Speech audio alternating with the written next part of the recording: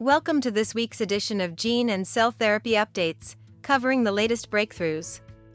Brought to you by LucidQuest. Novartis has shared promising Phase 3 results for its OAV101 IT gene therapy targeting spinal muscular atrophy, SMA. Significant improvements in motor function have been observed in treatment-naive children with SMA type 2.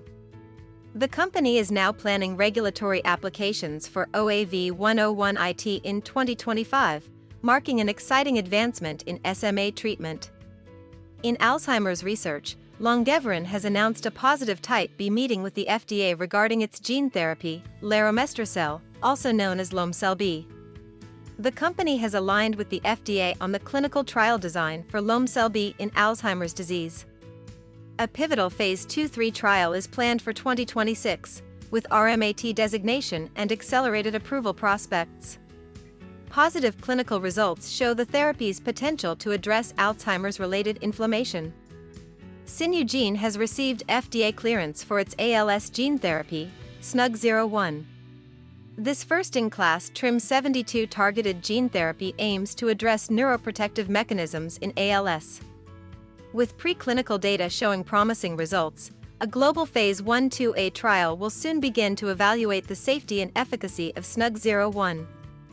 Bharat Biotech has launched India's first vertically integrated cell and gene therapy facility, focused on developing treatments for cancer immunotherapies and genetic diseases such as hemophilia.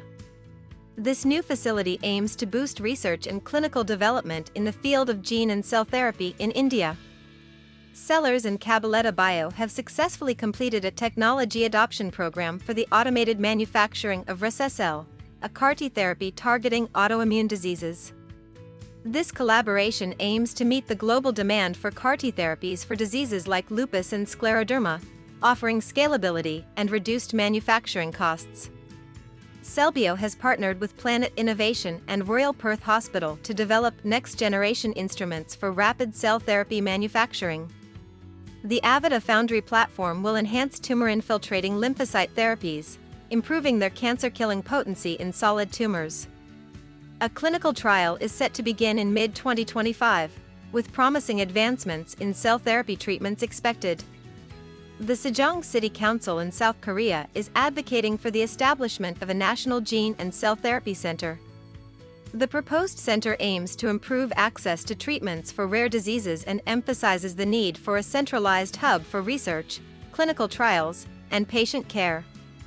This initiative is expected to revitalize South Korea's biotech industry and provide effective treatments for patients in need. Tenaya Therapeutics has published preclinical data on its TN-201 gene therapy for hypertrophic cardiomyopathy. The therapy demonstrated disease reversal in mice with MYBPC3 gene mutations, improving heart function. Clinical trials are ongoing to evaluate TN-201's effectiveness in human patients, offering hope for those with this genetic heart condition. Nanoscope has published data on its optogenetic therapy, which has shown promise in restoring vision in patients with retinitis pigmentosa. The therapy uses synthetic opsins to treat inherited retinal diseases, offering a potential mutation-independent solution for vision restoration. Successful Phase 1-2A trial results mark a significant breakthrough in gene therapy for blindness. St. Jude Children's Research Hospital is progressing towards the clinical trial launch of a gene therapy to treat Diamond-Blackfan anemia, DBA. This therapy aims to correct a defective gene in blood-forming stem cells, potentially offering a cure for DBA. The research aims to eliminate the need for high-intensity chemotherapy as part of DBA treatment. Stay ahead in gene and cell therapy research. Like, share, and subscribe for weekly updates.